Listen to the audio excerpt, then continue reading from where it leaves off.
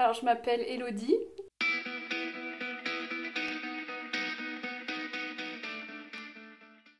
Et je suis une personne assez joviale de manière générale, que ce soit au travail, avec mes amis, avec ma famille. On me présente souvent comme le rayon de soleil.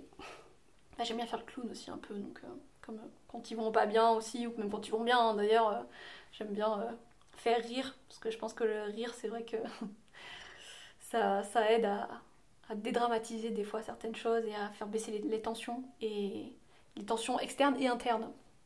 Donc une bonne tranche de rire et ça va un peu mieux. Mon pire défaut qu'on me reproche souvent, c'est de ne pas dire les choses et de les dire une fois que c'est beaucoup trop tard. Et comme en plus je suis rancunière, bah, c'est un combo fatal. Je supporte pas le conflit. En fait, c'est aussi ça mon principal problème, c'est que j'ai très très peur du conflit. Je ne sais pas le gérer. En fait, ce qui est plus compliqué pour moi, justement, c'est de dire, bon, là, on va se poser, ça va pas, on va en discuter. En fait, c'est cette étape-là de dire les choses avant que ça n'empire. C'est-à-dire que moi, après, si j'ai trop entassé, que j'ai accumulé sans rien dire, bah, le moment où bah, il se passe un truc, des fois ridicule, hein, mais en fait, moi, c'est le trop-plein, et là, je vais exploser, et c'est fini. Que ce soit au travail, que ce soit en relation amicale, que ce soit en couple.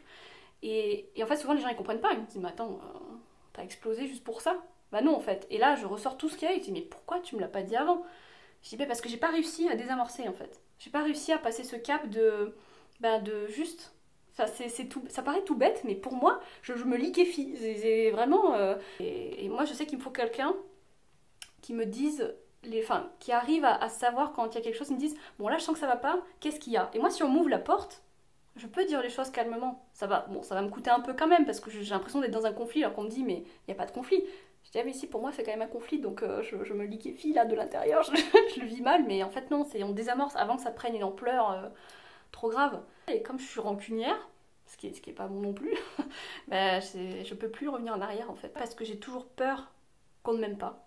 J'ai toujours peur voilà, que quelqu'un m'apprécie pas. Donc forcément, quand on est en conflit, c'est qu'on a un problème avec moi.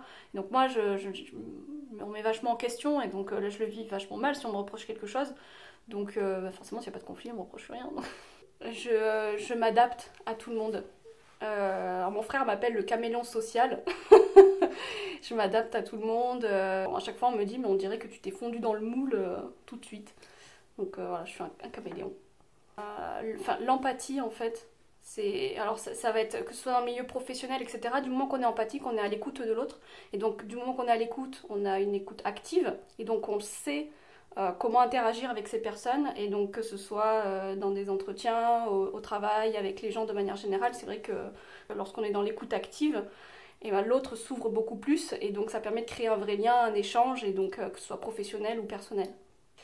La maltraitance, que ce soit animal, enfin, les animaux, l'être humain, les enfants, parce qu'il y a pour moi, il y a une part d'injustice parce qu'il n'y a aucun intérêt à maltraiter un animal, à maltraiter quelqu'un, à maltraiter un enfant. C'est souvent quelque chose, moi, qui me révolte et qui me provoque à la fois de la colère, de la peine. Un café en terrasse. Un café en terrasse au soleil, un déjeuner ou un dîner avec des amis, dehors, au soleil. Je suis dans le sud du sud et donc je peux pas vivre sans soleil, donc un rayon de soleil, même lire un bouquin au soleil, partager un moment convivial dehors, voilà, ça me procure de la joie parce que d'être dehors en fait. Alors ouais, j'ai plusieurs choses qui me passionnent. Alors déjà depuis petite, c'est les chats. Je ne sais pas pourquoi, mais on a eu un chat. Ma grand-mère, c'était le refuge des chats, donc il y avait une dizaine de chats, voilà. Et depuis petite, c'est vrai que je me suis toujours intéressée aux chats. J'ai beaucoup été bénévole dans des refuges, et c'est vrai que c'est quelque chose qui reste en moi. Et je pense qu'aussi, même les chats le sentent, parce que c'est vrai que quand il y a un chat, même qui est compliqué, il vient me voir, ou il se laisse approcher. Enfin voilà, je suis la pet-sitter officielle de mes amis. C'est quelque chose qui m'a toujours passionnée depuis petite. Et après, ce qui me passionne aussi, moi, c'est les rencontres humaines, en fait. Même si j'aime bien les animaux, j'aime bien les humains.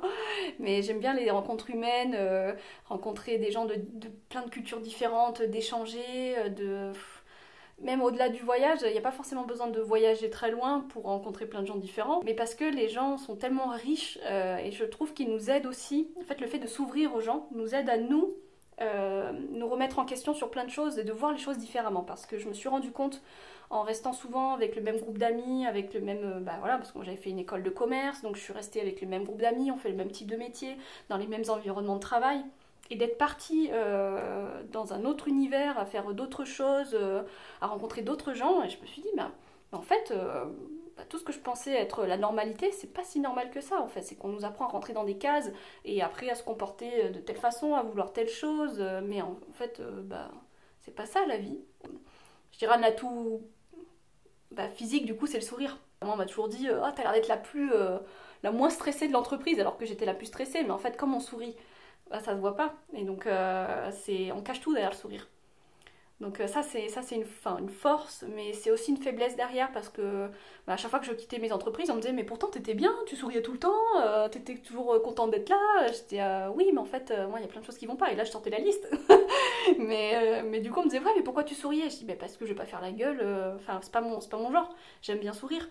Mais c'est pas parce qu'on sourit qu'on est toujours détendu et qu'on est toujours enfin voilà, moi je suis de nature très stressée, très angoissée, rien m'empêche de dormir la nuit mais par contre, derrière un sourire, voilà, ça se voit pas qu'on a pas dormi de la nuit. J'ai jamais eu trop confiance en moi. Je l'ai développée par des expériences de vie. En partant à l'autre bout du monde, alors que j'avais jamais pris l'avion de ma vie. Mais voilà, je l'ai développée comme ça, mais c'est vrai que toujours au fond de moi, si je suis pas totalement sûre, c'est quand même pas très solide, quoi. Si je suis en face de quelqu'un qui a, comment dire, une aura ou qui arrive à plus convaincre que moi, je vais vite me rétracter. C'est-à-dire alors que pourtant je suis convaincue de ce que je dis, mais je j'arrive pas à garder ma ligne de discours et donc c'est très compliqué pour moi. Ça va me déstabiliser en fait. Et je pense que ceux qui arrivent vraiment à convaincre et qui sont persuadés de ce qu'ils disent et des idées qu'ils ont, ça c'est une force. Et ça je l'ai appris beaucoup avec la méditation, tout ce qui est tolérance et acceptation surtout, en fait de ce qu'on ne peut pas changer. Et ça c'est une libération mentale. Si on ne peut plus rien y faire, ça ne sert à rien d'user de l'énergie, autant utiliser de l'énergie pour autre chose. Enfin, franchement, il y a largement de quoi utiliser de l'énergie pour autre chose qui va nous faire beaucoup plus de bien. C'est tout bête, mais c'est dur à appliquer au quotidien quand même parce qu'on a toujours tendance à se focaliser sur ce qui va pas bien. Et ça aussi, c'est un apprentissage de la méditation, c'est apprendre à se focaliser sur ce qui va et pas sur ce qui va pas. Alors moi, je réfléchis beaucoup quand même avant de prendre une décision, même si parce que c'est souvent des décisions un peu extrêmes. Voilà, moi tout lâcher et partir en Espagne pendant un an. Mais par contre, je vais pas le faire sur un claquement de doigts, ça va être petit à petit. Moi, j'aime bien sauter le pas, dire bon, la raison, ok, mais on va un peu écouter ce qui se passe là, quoi. On va sauter, mais on va quand même prendre un parachute et puis avoir un petit filet en dessous aussi, quoi. Au cas où. Donc, j'aime bien mixer un peu les deux, mais toujours écouter quand même l'instinct. Voilà, parce que si j'écoute que ma raison, elle me dirait bon, bah, continue dans le marketing, la communication, c'est ce que tu sais faire, t'es reconnu. Et voilà, mais en fait, je sais très bien, enfin mon instinct me dit que j'aurais pas tenu 2 ans de plus.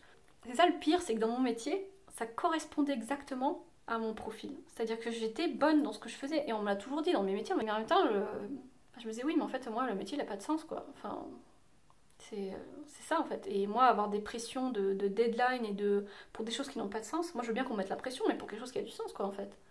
Mais c'est vraiment, ça m'a aidé en fait de trouver l'endroit idéal pour mon métier pour me rendre compte vraiment, enfin de confirmer que c'était pas pour moi. Là, toutes les conditions sont réunies. Enfin, voilà. C'est vraiment, faut que je fasse autre chose quoi. J'ai beaucoup de mal à gérer les personnes négatives ou pessimistes. C'est source de stress chez moi en vrai. Ça met mal à l'aise.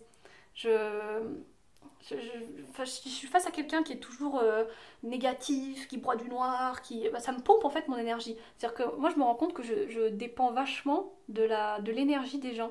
Si les gens sont positifs, sont voilà, ouverts, ça va m'ouvrir, ça va me libérer. Mais par contre si je suis en permanence avec quelqu'un de négatif, ça va me pomper toute mon énergie et ça va me vider. En fait, je me rends compte, je suis comme une éponge. Chacun à notre échelle, on peut avoir un impact. On se rend pas compte, on pense que c'est un impact minime, mais en vrai, des fois, un tout petit truc, ça peut avoir un impact énorme sur les gens, sur la vie des gens. Et par contre, je crois beaucoup aux énergies. Moi, je suis sûre On n'est pas juste un corps, on n'est pas juste un être de chair. On diffuse bien plus large. Moi, je le vois quand quelqu'un rentre dans une pièce, par exemple, qui change l'énergie d'une pièce, enfin, ou dans une réunion, je le vois, mais en fait, les gens qui ont de l'énergie négative ou positive, hein, c'est... c'est... ouais, j'ai du mal à croire qu'on est juste un être de chair.